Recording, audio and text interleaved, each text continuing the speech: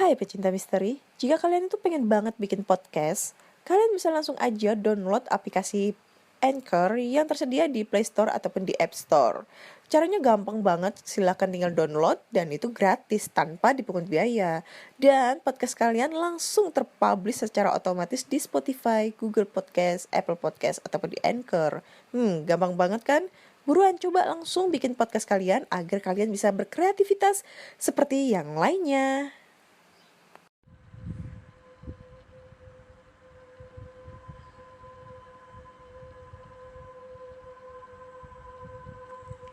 Halo semua, jumpa lagi dengan aku Ana di podcast kisah horor. Yes, gue bisa ngomong horor sekarang. Sekalang jadinya. Sekarang jadinya sekalang. Cadel, malu banget gue. Oke, ternyata sekarang itu tanggal 30 dan hari Kamis. Aku kemarin itu salah info. Bukan gue yang salah info, mata gue yang meleng, gak ngeliat tanggalan. Jadi kemarin tuh ternyata hari Rabu. Rabu. Ini ceritanya horor apa ngelawak sih? Jadi kemarin tuh ternyata hari Rabu dan sekarang itu hari Kamis. Jadinya aku salah. Aku kira tuh tanggal 29 kemarin tuh hari Kamis gitu loh. Jadi sesuai dengan jadwal podcast seperti biasanya ya. Jadi aku bakal nge-share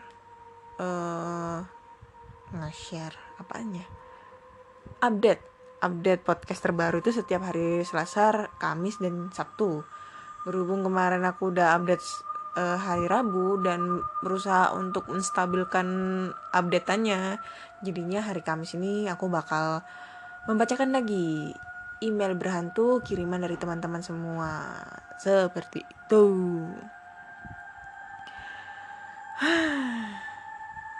Ini udah ada beberapa cerita dari teman-teman semua yang sudah dikirimkan melalui email podcastkisahhoror@gmail.com.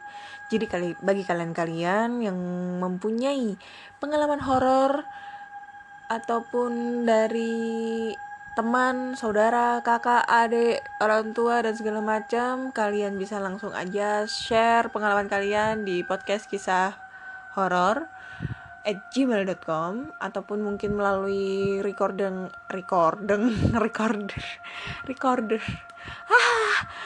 udahlah nggak usah pakai bahasa Inggris, atau melalui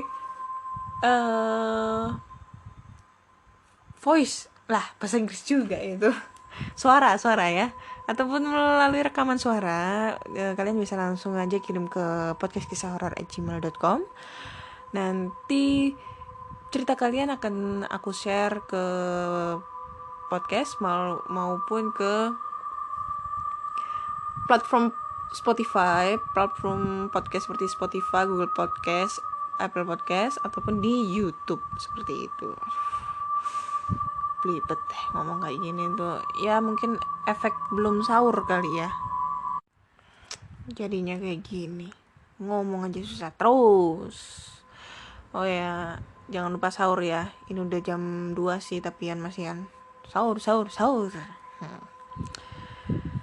Oke, sebelum kita mulai ceritanya, jangan lupa matikan lampunya, tutup pintu rapat-rapat, pakai headset, dan resapi cerita kali ini. Siapa tahu di saat kalian fokus mendengarkan cerita horor ini, kalian akan merasakan ada sesosok bayangan yang sedang mengawasi kalian. Masalahnya ini serem apa enggak? Pembawaannya aja gak serem.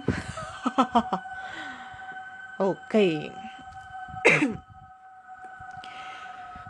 Dimulai dari cerita pertama. Datang dari Ajang Rohmana. Halo podcast kisah horor. Aku Ajang Rohmana. Cerita ini terjadi waktu aku masih duduk di kelas 2 SMA.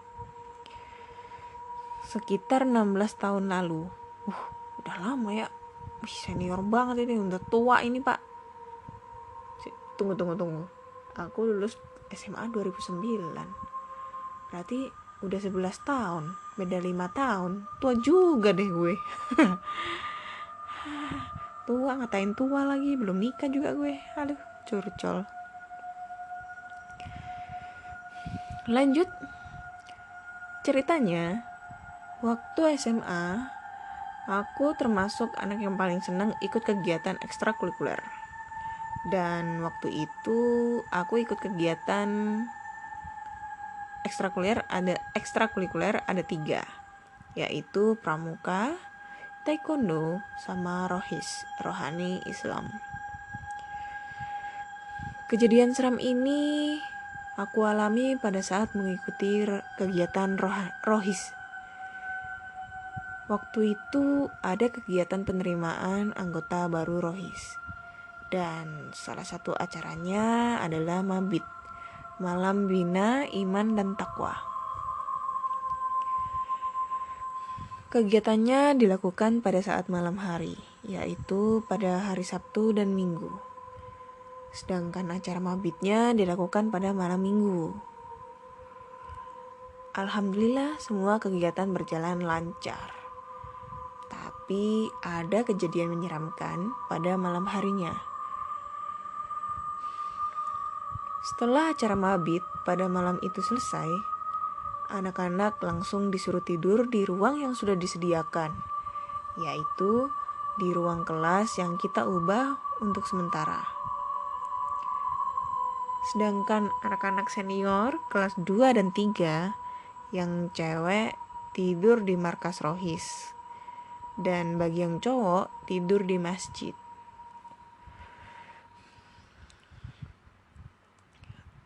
Entah mengapa ketika waktu menunjukkan pukul 1 pagi, aku tiba-tiba aja terbangun karena ingin buang air besar.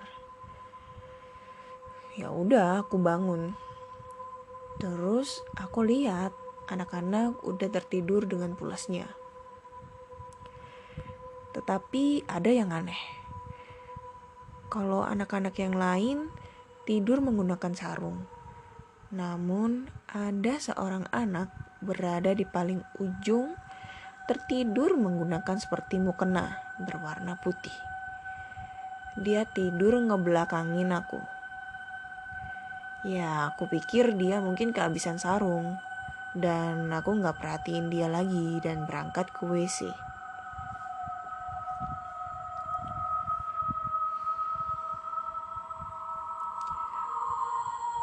Keesokan harinya, aku tanya anak-anak,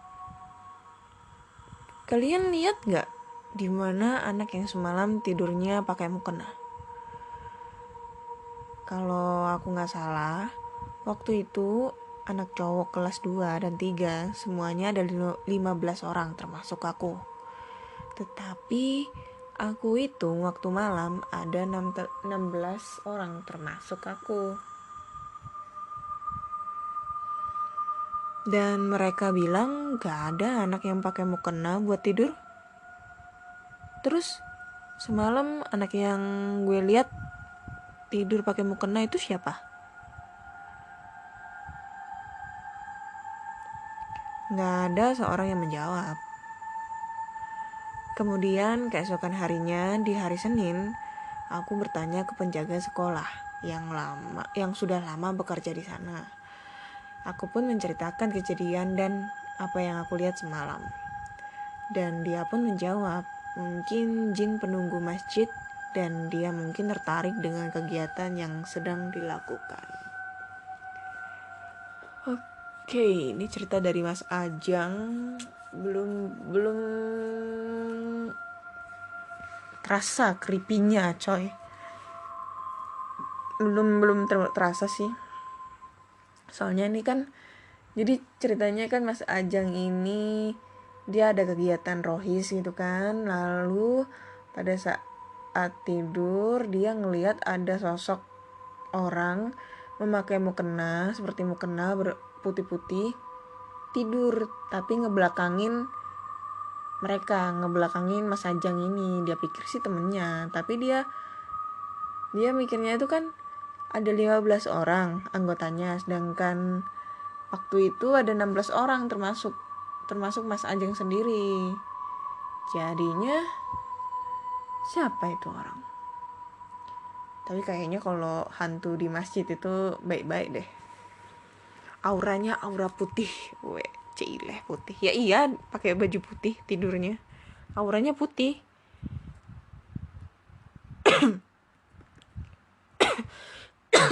Alah, intermezzo. Oke, ini cerita dari Mas Ajeng. Belum terasa horornya, belum terasa seremnya di mana. Oke, lanjut lagi cerita kedua. Langsung aja. Hai Kak Ana, nama aku Melisa, asalku dari Kalimantan. Aku ingin sedikit share tentang pengalamanku saat pertama kali mengalami spiritual dengan makhluk halus. Kejadian itu dimulai saat aku duduk di bangku SMK. Aku tinggal di sebuah asrama yang konon menurut berita yang beredar bahwa asrama yang aku tempati sangat angker. Jarak antara sekolah dan asrama memang berdekatan. Hanya keluar gerbang asrama sudah berada di lingkungan sekolah. Fasilitas yang diberikan pun juga lengkap, seperti ibadah, perpustakaan, lapangan basket, lapangan bola, ruang komputer, ruang lab, kantin, dan fasilitas sekolah lainnya. Lah, ya iyalah tong.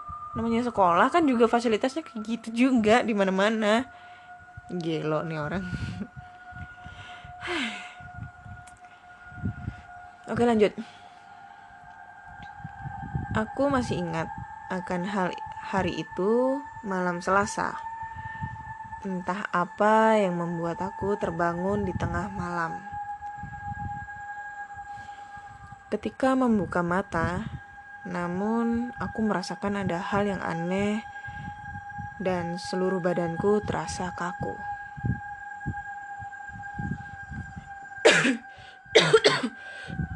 Aduh, batuk guys. Aku hanya bisa melihat ke atas langit-langit kamar. Dan tiba-tiba saja aku mendengar suara kaki orang melangkah beberapa kali, bolak-balik, dan suara itu berasal dari kamar mandi asramaku. Suara kaki itu seperti menggunakan sepatu hak tinggi, dan lama-lama suara itu semakin jelas terdengar.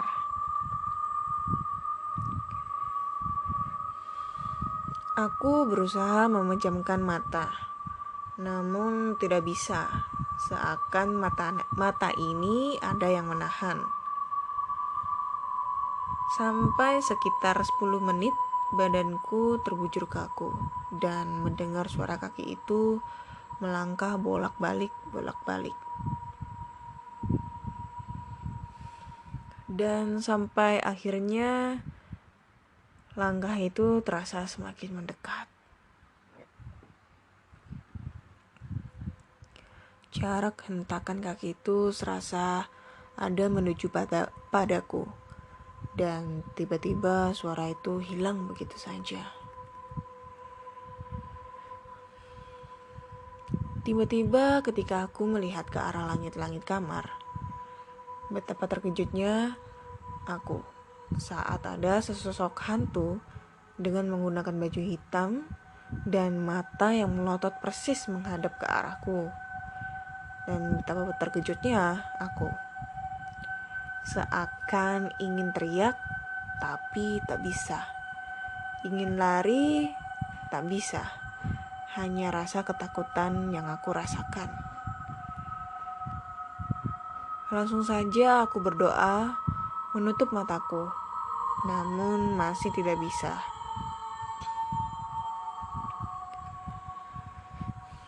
Kemudian dia tiba-tiba berada di samping, luar kelambu tempat tidurku. Dia terus memandangiku hingga tiba-tiba saja suara azan berkumandang. Sekejap badan dan mataku kembali normal. Dan ketika aku melihat ke arah di mana sosok yang tadi, ternyata dia sudah menghilang. Sekian dulu cerita dari aku. Mohon maaf jika kata-katanya ada yang berantakan.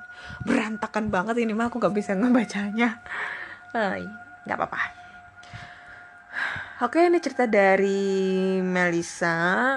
Ya, pengalamannya pada saat dia berada di asrama, dia diganggu sesosok hantu yang memakai baju hitam dan suara langkah kaki yang menggunakan sepatu hak tinggi.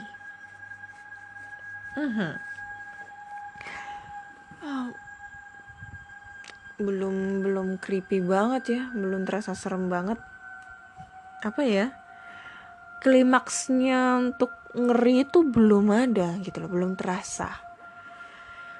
But terima kasih buat Melisa untuk ceritanya. Ya, apresiasi banget sudah mau mengirim ceritanya di podcast kisah horor @gmail.com. Oke, lanjut ke cerita terakhir. Cerita terakhir.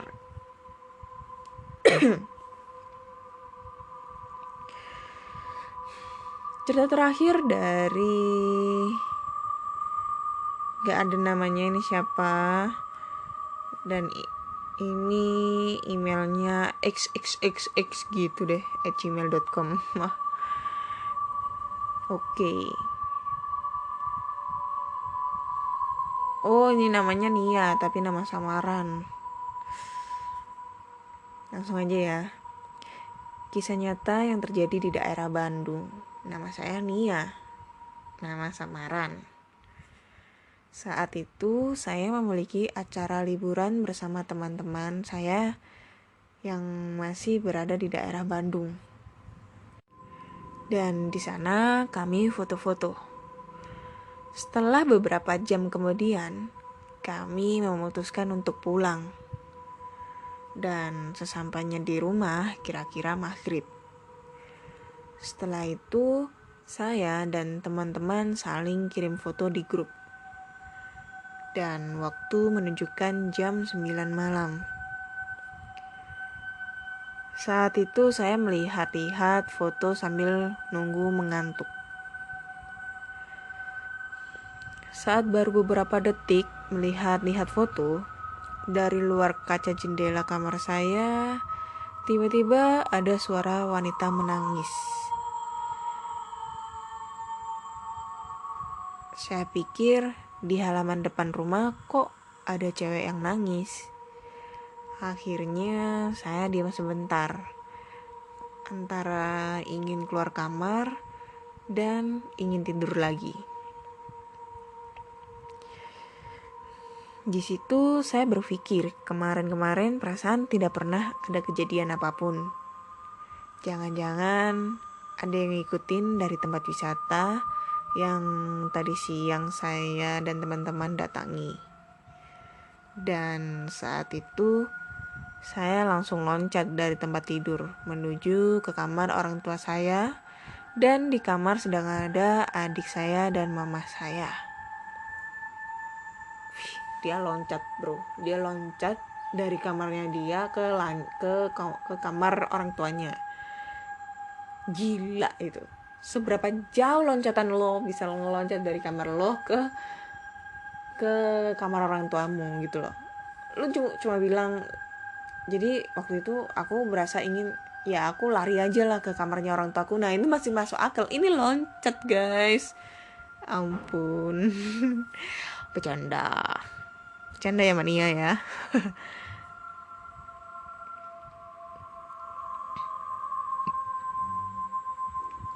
Lanjut. Saya bertanya kepada adik saya, "Dek, Mah, dengar gak ada cewek yang nangis?"